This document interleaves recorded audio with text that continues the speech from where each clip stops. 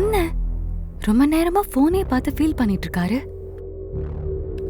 சாராவை பார்த்து ஃபீல் பண்றாரோ? ஏங்க, இதுல எழுதிருக்கிறது மட்டும் வாங்கிட்டு வாங்க போதும். எக்ஸ்ட்ரா எதுவும் வாங்கிடாதீங்க. வாங்க மாப்ள. ஏதாவது வேணுமா? அதெல்லாம் ஒன்றும் இல்லை மாமா. எவ்வளோ நேரம் தான் ரூம்ல இருக்கிறது, அதான் அப்படியே. ஆமாம், நீங்கள் எங்கே கிளம்பிட்டீங்க? அது ஒன்றும் இல்லை தம்பி, சமையல் பண்ணுறதுக்கு காய்கறி மளிகை பொருள்லாம் வாங்கணும், அதான் போய் வாங்கிட்டு வந்துடலான்னு. மார்க்கெட்டுக்கு போறீங்களா? சரி வாங்க, நானும் வரேன். ஐயோ தம்பி, நீங்க எதுக்கு அங்கெல்லாம்? மாமாவே போய் வாங்கிட்டு வந்துருவாரு.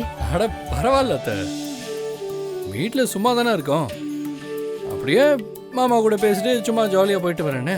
பரவாயில்ல தம்பி, எதுக்கு இந்த வெயில்ல, நான் போயிட்டு வந்துடுறேன், ரூமில் ரெஸ்ட் எடுங்க. அதுக்கு மட்டும் இல்லை மாமா, இப்போ நானும் குடும்பஸ்தான் ஆகிட்டேன்ல. இதே நாளைக்கு உங்கள் பொண்ணு நாளைக்கு தனியாக நான் மார்க்கெட்டுக்கு போய் காய்கறி வாங்கிட்டு வர சொன்னால் நான் தெரியாமல் முழிக்க கூடாதுல்ல. அதான் உங்கள் கூட வந்தால் நானும் தெரிஞ்சுப்பேன்ல. மாமா கொஞ்சம் வெயிட் பண்ணுங்க, வருணையும் கூட்டிட்டு வந்துடுறேன். மாப்பிள்ள,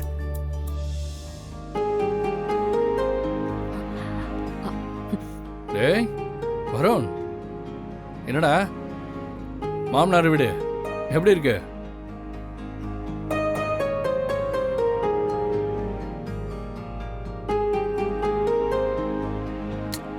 விருந்துக்கு வந்துட்டு ஏன்டா டல்லா இருக்க? சந்தோஷமா இருடா.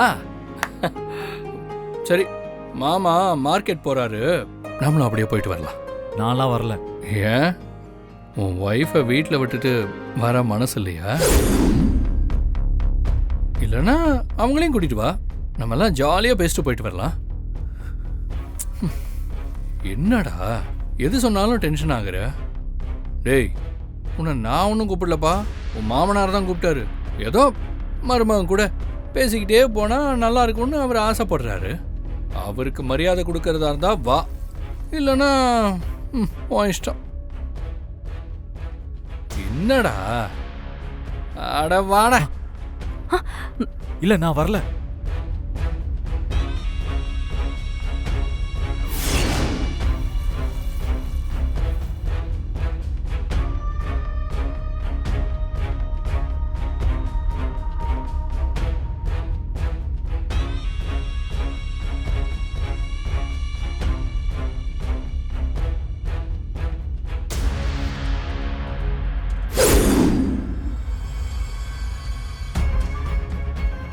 எல்லாரும் இருக்கும்போது வெண்ணிலா கூட சந்தோஷமா இருக்கிற மாதிரி காட்டிக்கிறாரு.